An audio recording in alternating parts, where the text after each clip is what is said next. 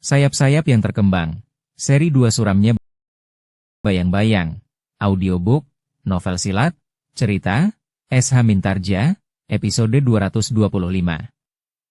Ki Resapodang yang semakin terdesak itu memang mempertimbangkan untuk mempergunakan ilmu puncaknya. Tetapi Ki Resa menganggap bahwa hal itu akan sia-sia saja. Wirasana juga memiliki ilmu yang sama. Dengan dukungan Wadag yang masih lebih segar, maka lontaran kekuatan ilmu Wirasana tidak akan dapat dilampauinya. Jika terjadi benturan ilmu, maka Ki Resapodanglah yang agaknya akan mengalami kesulitan yang lebih besar.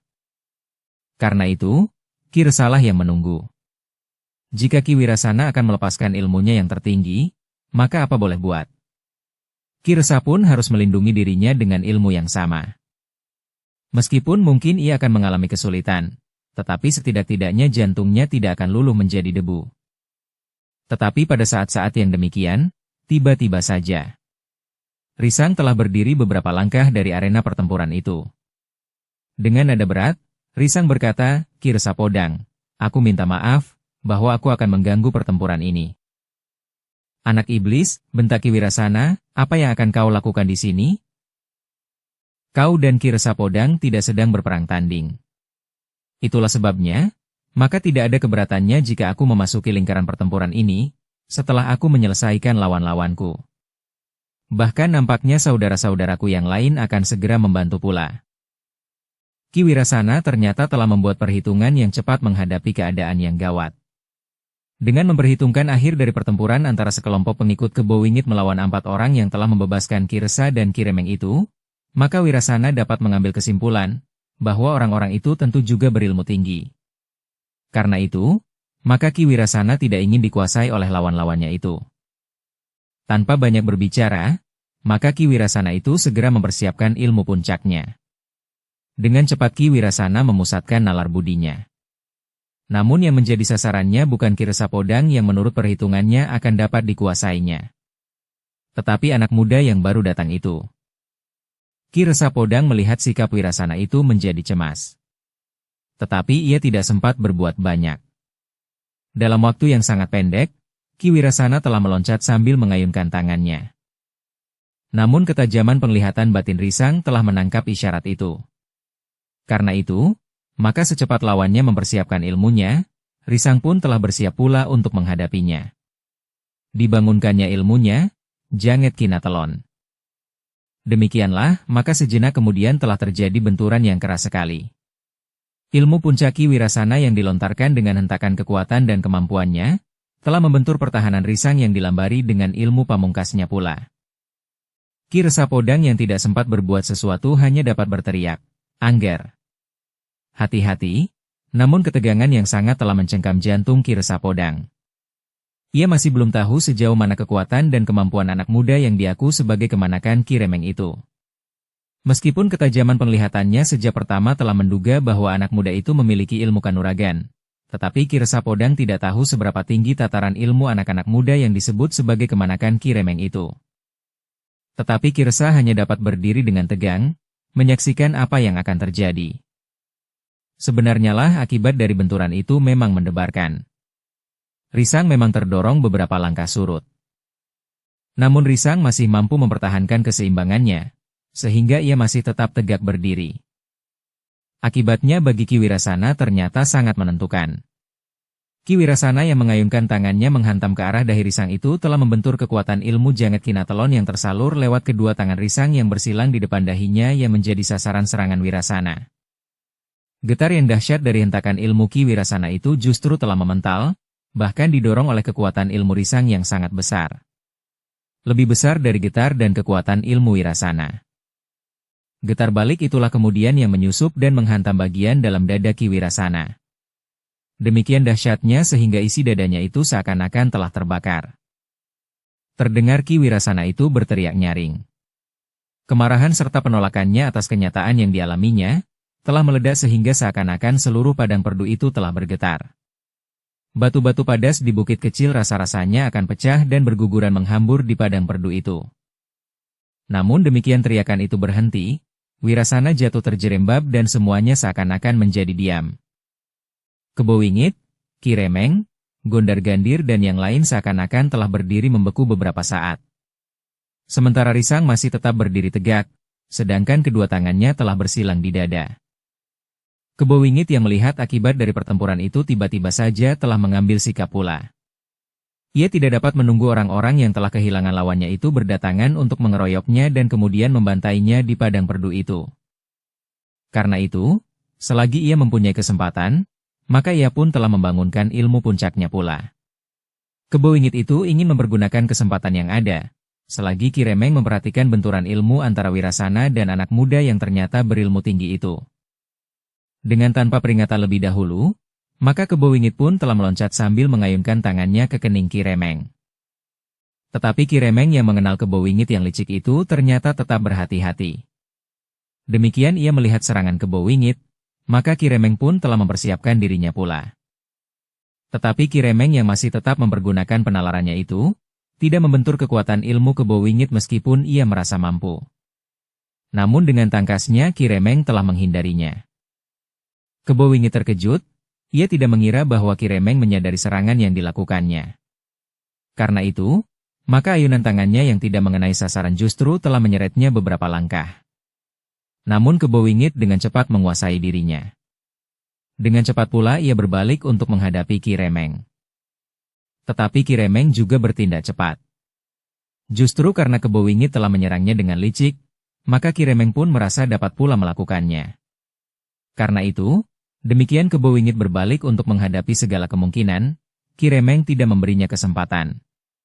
Ki Remeng pun merasa dibenarkan untuk menyerang Kebo Wingit sebelum memberinya peringatan lebih dahulu. Karena itu, demikian Kebo Wingit berputar, maka tangan Ki Remeng telah menyerang dengan derasnya mengarah ke dadanya. Ki Remeng tidak mengayunkan tangannya, tetapi ia telah meloncat sambil menyerang dengan jangkauan lurus mengarah ke dada. Serangan yang dilambari dengan kekuatan ilmunya itu memang tidak tertahankan. Justru saat Kebo Wingit sedang memutar tubuhnya untuk menghadapi Ki Remeng. Karena itu, maka tidak ada ampun lagi. Dada Kebo Wingit seakan-akan telah meledak. Seisi dadanya rasa-rasanya telah pecah terhambur di dalam rongga dadanya. Kebo Wingit terlempar beberapa langkah surut dan langsung jatuh terlentang tanpa mengaduh lagi. Ki Remeng sendiri tergetar selangkah surut. Namun demikian ia melihat Kebo Wingit terbanting jatuh, maka Ki Remeng pun menjadi sangat tegang. Kasada yang tidak lagi mempunyai lawan melangkah mendekatinya. Sementara Ki Remeng pun berdesis, "Aku telah membunuh lagi. Bahkan saudara seperguruanku."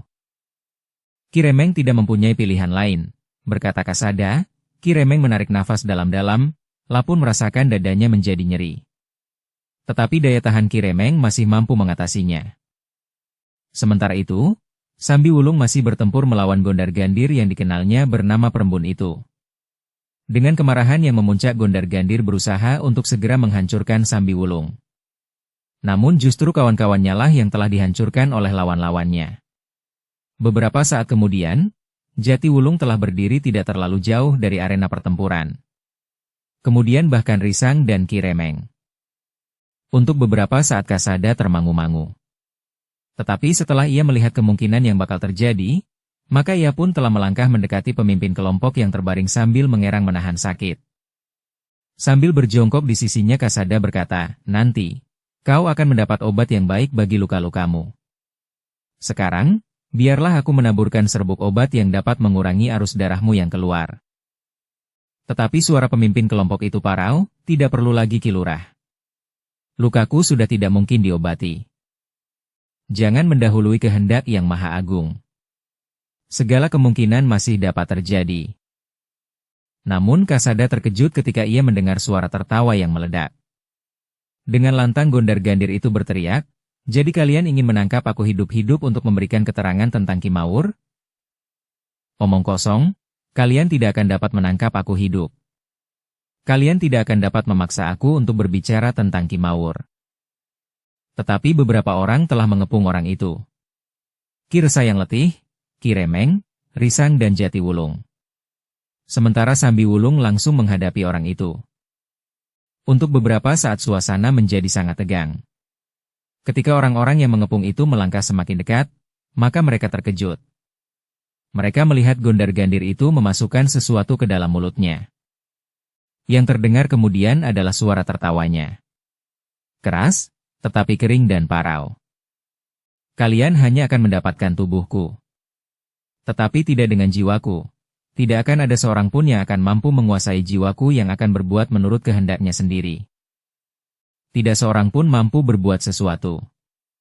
Perlahan-lahan orang yang bertubuh tinggi itu mulai kehilangan keseimbangannya. Namun sesaat kemudian ia pun telah jatuh terguling di tanah. Gondar-gandir itu ternyata telah membunuh dirinya sendiri. Beberapa orang berdiri termangu-mangu untuk beberapa saat mengerumuni tubuh Gondar-gandir. Namun kemudian mereka pun telah teringat pula kepada pemimpin kelompok yang nampaknya sedang pasrah. Meskipun obat yang kemudian ditaburkan oleh Kasadha mampu mengurangi arus darahnya yang mengalir dari luka, tetapi keadaannya memang sudahi menjadi gawat. Ki Remeng yang kemudian berjongkok di sampingnya berdesis, "Bertahanlah. Aku akan mencari air, aku mempunyai obat yang barangkali dapat membantumu." Pemimpin kelompok itu berdesis. Tetapi ia tidak menolak, karena sebagaimana dikatakan oleh Kasadha, sebaiknya ia tidak mendahului kehendak yang Maha Agung, meskipun ia merasa bahwa keadaannya sudah menjadi terlalu buruk. Ketika Ki Remeng kemudian bangkit untuk mengambil air, maka Jatiwulunglah yang kemudian berkata, "Biarlah aku mengambilnya." Tetapi belik yang menampung air dari celah-celah batu padas itu memang tidak terlalu dekat. Karena itu Jatiwulung memang memerlukan waktu beberapa saat. Ketika ia datang, maka ia membawa selembar daun talas yang lebar dengan air di dalamnya. Tetapi keadaan pemimpin kelompok itu benar-benar sudah parah. Meskipun demikian ia tidak menolak ketika Ki Remeng memasukkan sebutir obat di sela-sela bibirnya. Kemudian menitikan air yang melarutkan obat itu sehingga masuk ke dalam kerongkongannya. Pemimpin kelompok itu memang tersenyum. Namun ia sudah menjadi sangat lemah. Meskipun demikian obat itu memang memberinya kekuatan meskipun tidak mampu mengatasi batas yang memang sudah digariskan baginya. Namun pemimpin kelompok itu kemudian sempat tersenyum dan berkata, "Ki Lurah. Tugas Ki Lurah belum selesai. Aku mohon maaf, bahwa aku tidak dapat membantu Ki Lurah sampai tuntas." "Kau harus bertahan," berkata Kasadha, "kita harus menyelesaikan tugas kita." Tetapi pemimpin kelompok itu menarik nafas panjang. Namun kemudian nampak betapa ia menahan sakit yang menusuk sampai ke ubun-ubun. Dengan lemah, orang itu kemudian masih berkata, "Aku mohon diri Ki Lurah, Risang, dan semuanya." Suaranya pun kemudian lepas mengiringi lepasnya nyawa pemimpin kelompok itu, perlahan-lahan matanya pun terpejam di saat ia menghembuskan nafasnya yang terakhir. Kasadha menundukkan kepalanya. Betapa hatinya terluka oleh kematian pemimpin kelompoknya itu. Seorang yang dapat menjadi tempat untuk menimbang langkah-langkah kehidupan. Tetapi Kasadha memang harus pasrah. Tidak ada kekuatan apapun yang dapat mencegahnya jika batas waktu itu datang. "Kita harus merelakannya," desis Sambiwulung kemudian. Kasadha mengangguk, namun ia pun kemudian bangkit berdiri, melangkah beberapa langkah sambil memandang bintang-bintang di langit. Terasa matanya menjadi hangat. Suasana menjadi hening sesaat. Beberapa sosok tubuh terbujur lintang di atas tanah berbatu padas. "Satu pertempuran habis-habisan," berkata Risang di dalam hatinya, "Kebowingit dan para pengikutnya tidak seorang pun yang mampu bertahan hidup." Perembun yang dikenal bernama Gondar-gandir itu ternyata memilih mati daripada tertangkap hidup-hidup. Ia merasa bahwa nasibnya akan menjadi sangat buruk jika ia jatuh ke tangan Ki Remeng dan Ki Resapodang. Sejenak kemudian, terdengar Sambiwulung berkata, "Marilah Ngger. Kita masih mempunyai tugas untuk mengubur mereka yang terbunuh." Kemudian menimbun kembali lubang yang telah mereka gali untuk menemukan benda-benda berharga itu. Kasadha seakan-akan telah terbangun dari mimpi yang sangat buruk. Namun ternyata bukan sekedar mimpi buruk. Tetapi yang buruk itu memang telah terjadi sebenarnya. Pemimpin kelompoknya yang terbaik telah terbunuh. Bahkan Kasadha sempat menyesali dirinya sendiri. Jika aku tidak membawanya, maka ia tidak akan mati.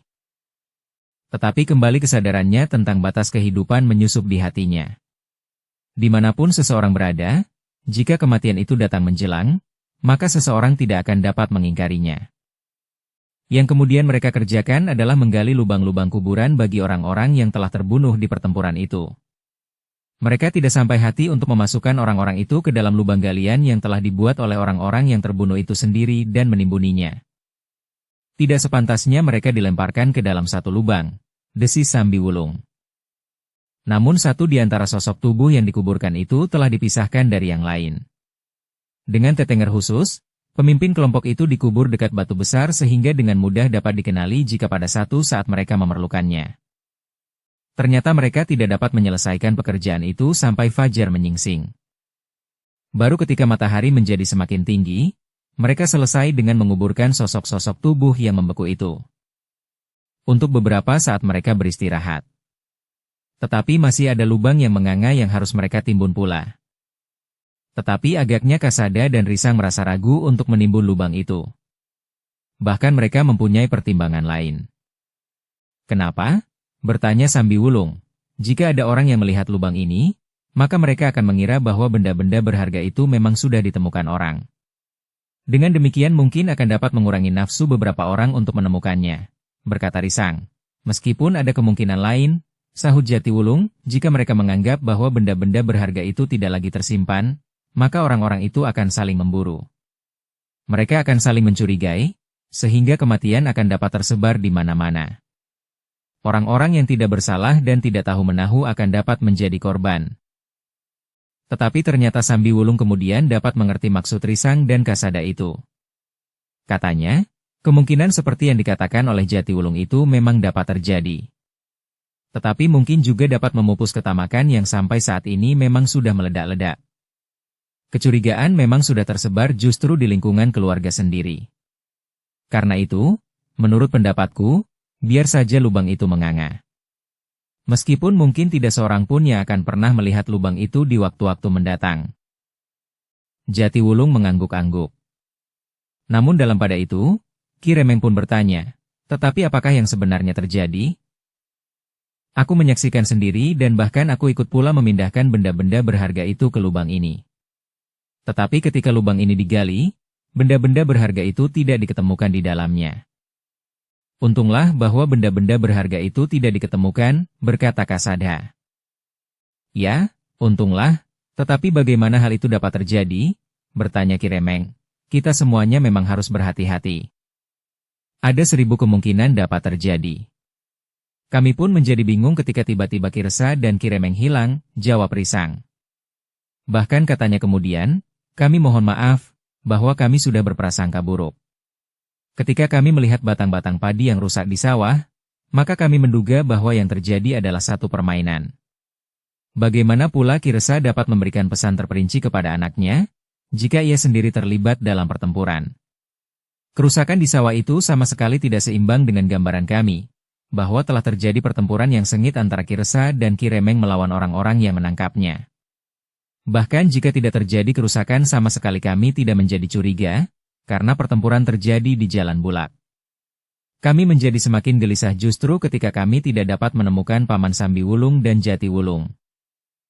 Ki Resa Podang menarik nafas dalam-dalam. Katanya, kami tidak berdaya sama sekali, Nger. Tiba-tiba saja aku dihadapkan pada satu kekuatan yang menurut pendapatku tidak akan terlawan. Mereka menguasai anakku dan mengancamnya. Segala yang terjadi adalah menurut saja keinginan orang-orang itu yang sebagian adalah saudara-saudara seperguruanku. Mereka mengetahui bahwa Ki Remeng ada di rumahku. Dengan mengancam keselamatan anak sulungku dan keluargaku, maka mereka memancing Ki Remeng untuk datang ke sawah.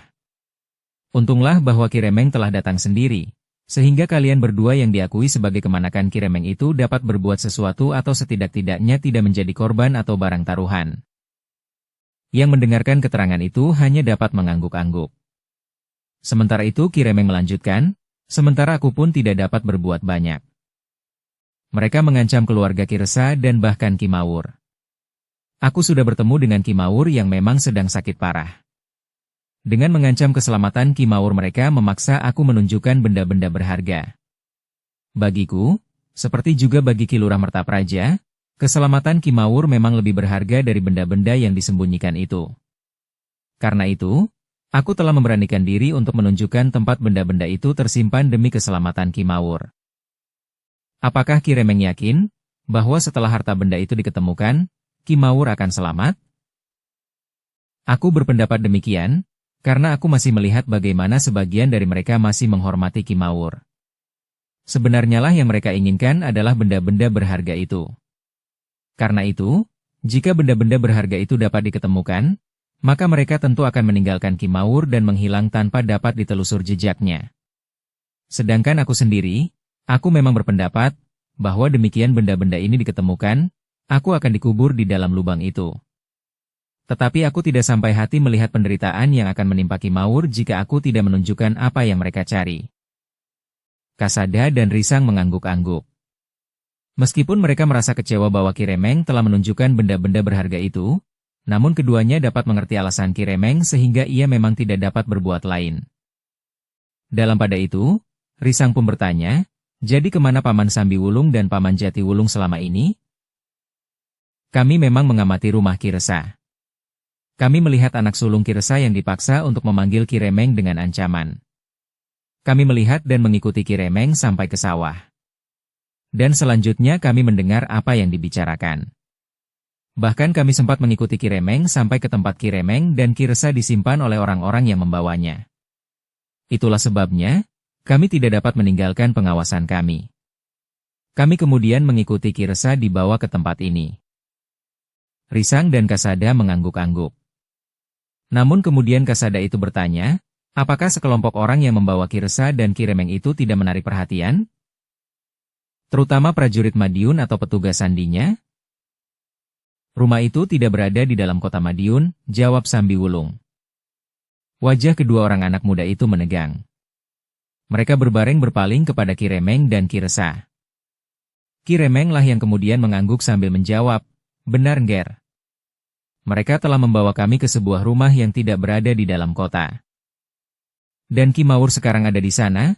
Bertanya Kasada. Ya. Ki Mawur memang ada di sana, jawab Ki Remeng. Kita masih mempunyai beban yang berat. Menyelamatkan Ki Mawur dan menyelamatkan benda-benda berharga itu. Tugas untuk menyelamatkan Ki Mawur semata-mata adalah tugas kemanusiaan, desis Kasada. Ki Remeng menarik nafas dalam-dalam. Katanya, jika Angger berdua benar-benar akan melanjutkan tugas kemanusiaan itu, aku akan mengucapkan terima kasih yang sebesar-besarnya.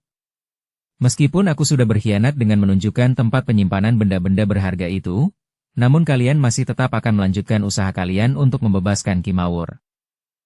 Dukung channel Novel Silat dengan subscribe, follow, like, komen dan share. Kami akan berusaha sejauh dapat kami lakukan. Aku sudah kehilangan seorang prajuritku yang paling baik. Tetapi aku memang harus pasrah. Kecuali orang itu memang sudah menapa pada garis kepastiannya, aku juga tidak boleh memperkecil arti seorang prajurit yang telah gugur dalam tugasnya. Tetapi yang aku tidak mengerti Nger. Bagaimana mungkin benda-benda berharga itu tidak berada di tempatinya? Bertanya Ki Remeng. Ki Remeng tidak usah cemas, benda-benda berharga itu berada di tempat yang aman. Sementara itu, kita akan berusaha membebaskan Ki Mawur dari tangan orang-orang yang sekarang menguasainya. Ki Remeng mengangguk-angguk. Sementara Ki Resa yang lebih banyak berdiam diri itu mulai bertanya, tetapi siapakah sebenarnya kisanak semuanya ini? Aku adalah seorang yang mengemban tugas untuk menyelamatkan benda-benda berharga itu Ki Resa. Bukan karena ketamakan dan keserakahanku pribadi, atau kelompok yang datang bersamaku. Kami berharap bahwa benda-benda berharga itu akan memberikan arti yang lebih luas bagi orang banyak, serta tidak jatuh ke tangan orang-orang yang menentang kebijaksanaan pemimpin kami. Ki Resa mengerutkan dahinya, tetapi ia masih juga bertanya, siapakah pemimpin yang memerintahkan Angger untuk menyelamatkan benda-benda berharga serta pusaka-pusaka itu? Memang tidak akan menguntungkan perguruan Wukir Gading. Tetapi kami sudah bertekad untuk melakukannya. Karena itu, kami akan berusaha dengan segenap kemampuan kami, bahwa tugas itu akan dapat kami selesaikan, jawab Kasada. Tetapi katanya kemudian, namun kami juga disamperi tugas kemanusiaan, menyelamatkan Ki Mawur.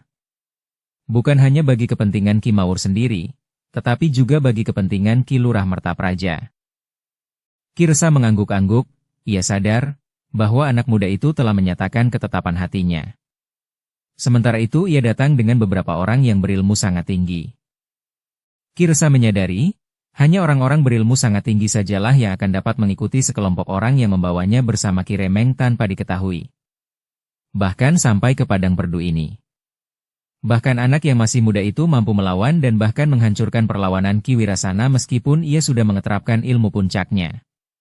Yang lain juga tidak dapat dikalahkan oleh orang yang menyebut dirinya Gondar-Gandir. Ki Resa itu menarik nafas dalam-dalam sambil berkata, kalian memang terdiri dari sekelompok orang yang berilmu sangat tinggi. Ki Resa itu berhenti sejenak.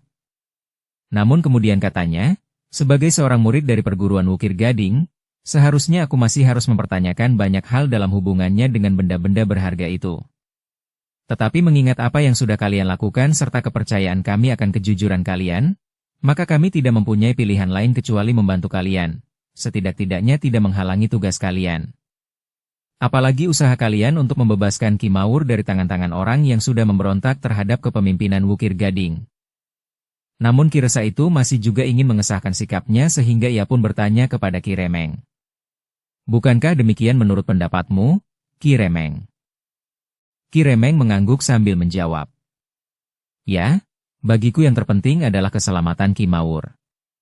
Karena itu, maka aku akan melakukan apapun juga untuk keselamatannya. Apalagi jika ada usaha untuk menyelamatkannya, maka aku akan bersedia menjadi tumbalnya. Nah, anak-anak muda, berkata Ki Resa, kita tidak mempunyai banyak kesempatan. Kita akan pergi untuk mengambil Ki Mawur itu. Jika malam ini kita tidak berhasil membebaskannya, sedangkan mereka yang pergi mengambil benda-benda berharga tidak kunjung datang, maka mereka yang menunggui dan menjaga Ki Mawur dapat mengambil tindakan yang berbahaya bagi keselamatannya. Kasada mengangguk kecil, tetapi ia masih saja ragu-ragu. Risang dan kedua orang berilmu tinggi dari tanah perdikan Sembojan itu dengan sukarela ikut memanggul beban tugasnya. Karena itu, maka untuk melangkah selanjutnya, Kasada masih harus bertanya kepada mereka, apakah mereka masih bersedia dengan sukarela meneruskan rencana mereka untuk membebaskan Ki Mawur justru memasuki babakan yang paling gawat. Namun Risang tanggap akan keraguan-raguan Kasada. Karena itu, maka Risang itu pun berkata, kita tidak akan berhenti separuh jalan. Kita akan menyelesaikan beban tugas ini sampai tuntas. Termasuk tugas kemanusiaan, membebaskan Ki Mawur yang juga berarti meredam goncangan-goncangan jiwa Ki Lurah Mertapraja. Baiklah, berkata Kasada, aku sudah bersiap. Tetapi, apakah orang-orang Wukir Gading yang berpihak Ki Mawur tidak dapat dihubungi? Bertanya Risang. Sebenarnya lah kita sulit untuk mengetahui, siapakah yang berpihak kepada Ki Mawur dengan jujur, jawab Ki Remeng. Karena itu, bagiku, lebih baik kita tidak usah menghubungi siapapun. Jika kita salah langkah, kita justru akan terjebak. Benda-benda yang nilainya tidak terhitung itu akan dengan mudah menjerat seseorang ke dalam bentuk pengkhianatan yang bermacam-macam wujudnya. Bahkan mungkin lebih jahat dari Kebo Wingit dan Wirasana. Baiklah, jika demikian kita akan pergi, berkata Kasada, namun ia pun masih bertanya kepada Ki Remeng. Apakah Ki Remeng masih tetap ingin mengetahui, kenapa benda-benda berharga itu tidak berada di tempatnya? Ya Nger, tetapi aku sama sekali tidak ingin tahu di mana benda-benda itu berada, karena ternyata mulutku masih juga menyebut apapun alasannya, tempat benda-benda itu disimpan. Untunglah bahwa benda-benda itu tidak diketemukan. Baiklah Ki Remeng, berkata Kasada, benda-benda itu sudah diselamatkan. Kami memang harus minta maaf, bahwa kami masih juga tetap mencurigai Ki Remeng dan memindahkan benda-benda berharga itu.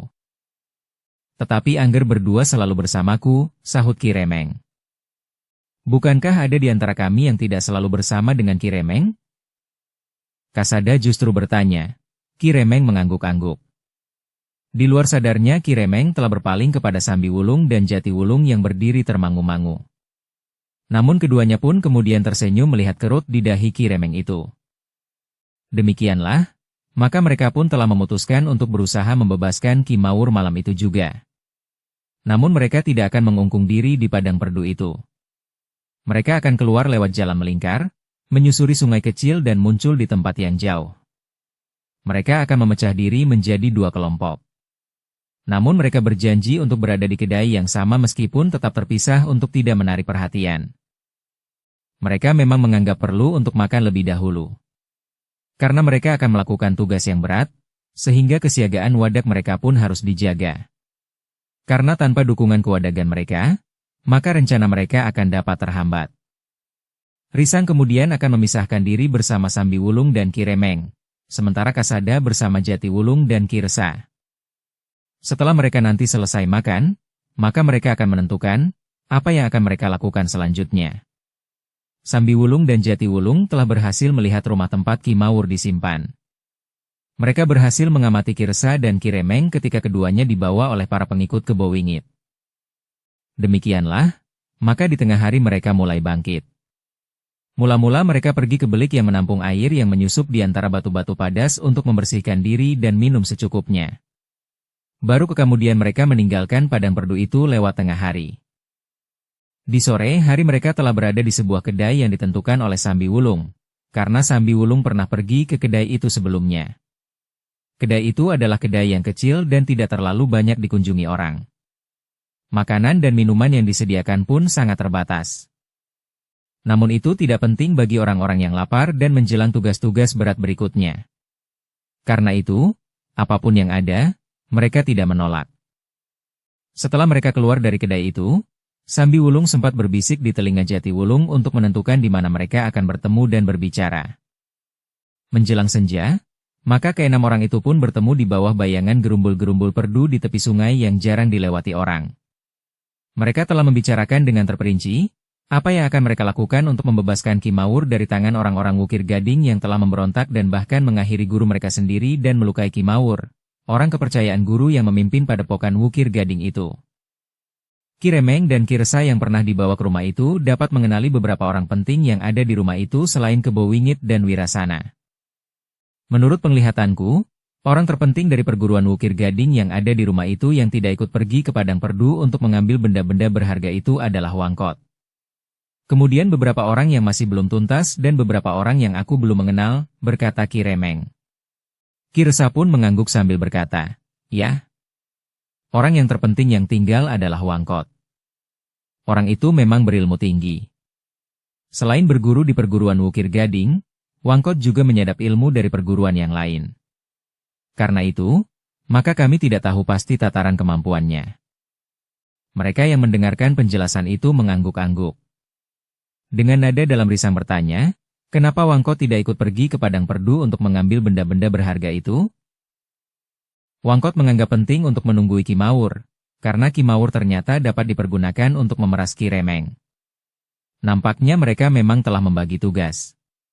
Gondar-Gandir bukan termasuk orang dari perguruan Wukir Gading. Tetapi ia telah melibatkan diri ke dalam perburuan benda-benda berharga itu. Jawab Ki Resa, jadi orang yang harus mendapat perhatian khusus adalah Wangkot, desis Kasada. Ya, jawab Ki Remeng, tetapi aku tidak mengetahui orang-orang lain yang memiliki ilmu yang tinggi. Tetapi menilik sikap dan tingkah laku mereka, maka hanya ada 1-2 orang yang berilmu tinggi. Nampaknya mereka membagi kekuatan mereka menjadi 2. Separuh pergi ke padang perdu untuk mengambil benda-benda berharga yang mereka cari itu, sedangkan yang separuh tetap berada di sarang mereka untuk menjaga kemungkinan lain yang dapat terjadi. Meskipun tidak sepenuhnya, tetapi Ki Remeng dan Ki Resa dapat memberikan beberapa petunjuk tentang rumah itu. Jika demikian, berkata Kasada, kita tidak akan datang bersama-sama memasuki rumah itu. Kita akan memencar dan mendekati rumah itu dari beberapa sudut. Ya, sahut Risang, dengan demikian kita akan dapat mengurangi jumlah lawan jika kita dapat memasuki rumah itu dari berbagai arah.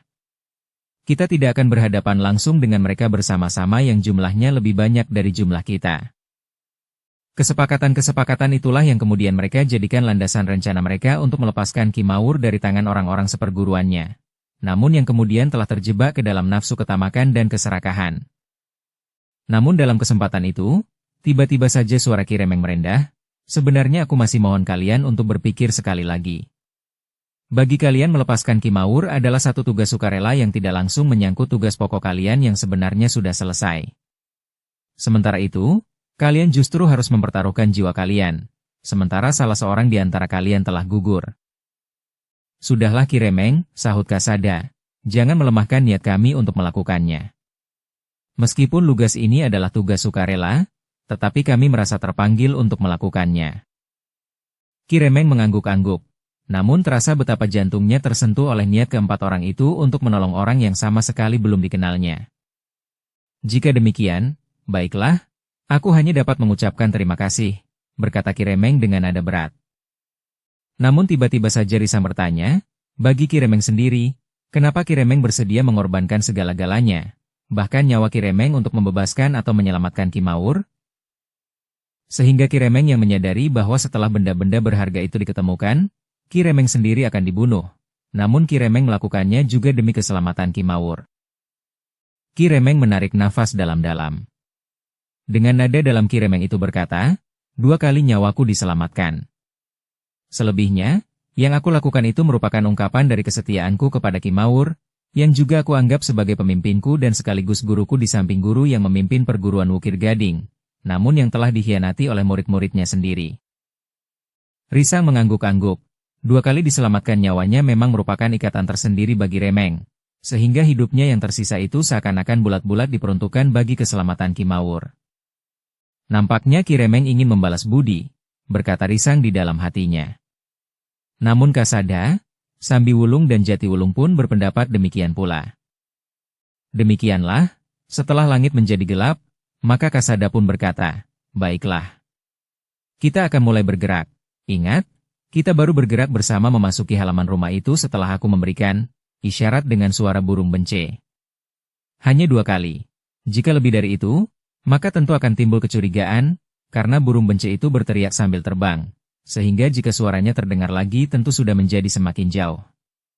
Aku harap Risang dapat meneruskan isyarat ini dengan suara-suara malam yang lain. Angkup atau belalang, Risang mengangguk.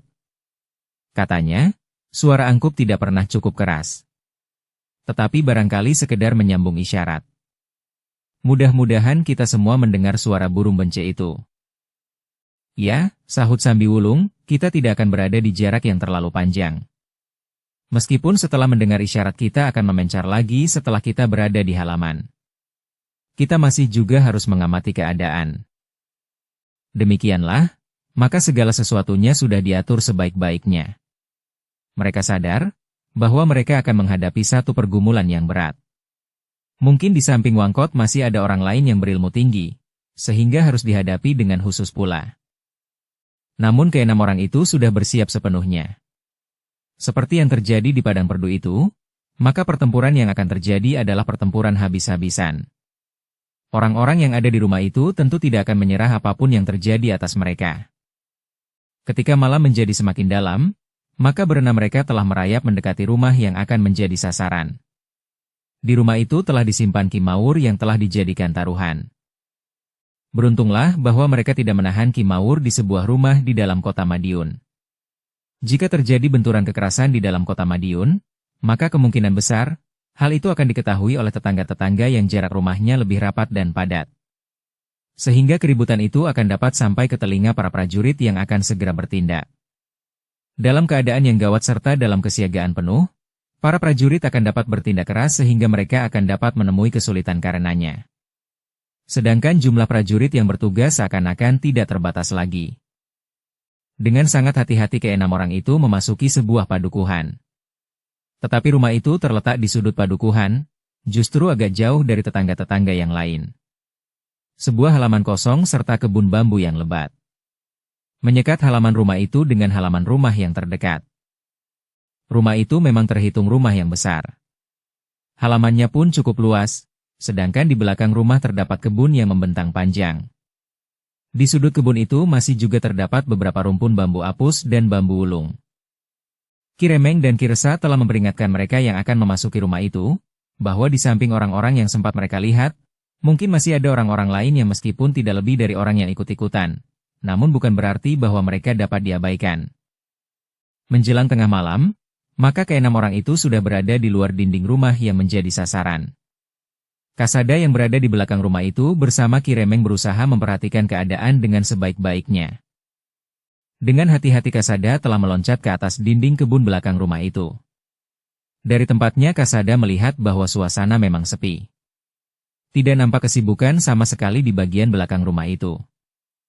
Namun Kasada yakin, tentu ada beberapa orang yang berjaga-jaga mengamati keadaan, karena di rumah itu disimpan seseorang yang dianggap penting terutama dalam hubungannya dengan perburuan benda-benda berharga itu.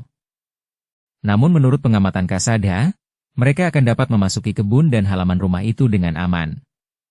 Kebun belakang dan halaman samping banyak terdapat tanaman yang akan dapat menjadi tempat untuk berlindung. Karena itu, maka Kasada tidak menunggu lebih lama lagi. Di heningnya malam, telah terdengar jerit burung bence 2 kali berturut-turut. Ternyata suara itu cukup keras. Di malam yang sepi, suara itu menyeruak menusuk selaput telinga orang-orang yang memang sudah menunggunya. Tetapi Kasada pun tidak mengingkari kemungkinan. Orang yang berjaga-jaga di rumah itu pun menaruh perhatian pula atas suara burung bence itu. Karena itu, maka Kasada sendiri telah lebih dahulu turun di halaman belakang dan merayap mendekat melihat perkembangan keadaan diikuti oleh Ki Remeng. Dari sisi sebelah kiri, Risang bersama Sambi Wulung telah memasuki halaman itu pula, sedang dari sisi sebelah kanan Jati Wulung bersama Ki Resa telah meloncati dinding dan berlindung di balik rimbunnya pohon perdu. Setelah menunggu beberapa saat dan ternyata tidak ada sesuatu yang mencurigakan, maka mereka pun mulai merayap mendekati rumah yang terhitung besar yang di depannya terhampar halaman yang cukup luas. Suasana rumah itu masih terasa sepi. Mereka belum melihat seorang pun yang berjaga-jaga, baik di belakang maupun di samping rumah itu. Namun mereka yakin bahwa orang-orang yang ada di dalam rumah itu cukup berhati-hati, karena mereka tidak ingin kehilangan Ki Mawur. Demikianlah, maka orang-orang yang menyelinap di halaman itu semakin lama menjadi semakin dekat. Dengan hati-hati Kasada dan Ki Remeng berjalan di sebelah kandang yang cukup besar. Di dalam kandang itu terdapat beberapa ekor kuda. Mereka berusaha agar mereka tidak mengejutkan beberapa ekor kuda yang ada di kandang itu. Di sebelah lain juga terdapat lagi sebuah kandang. Di dalamnya terdapat beberapa ekor lembu dan sepasang kerbau. Baik Ki Remeng maupun Ki Resa tidak mengetahui rumah itu milik siapa. Tetapi sepengetahuan mereka rumah itu bukan milik Wangkot. Dalam pada itu, Risang dan Sambi Wulung sudah berada dekat di sebelah serambi samping kiri, perpanjangan dari gandok sebelah kiri.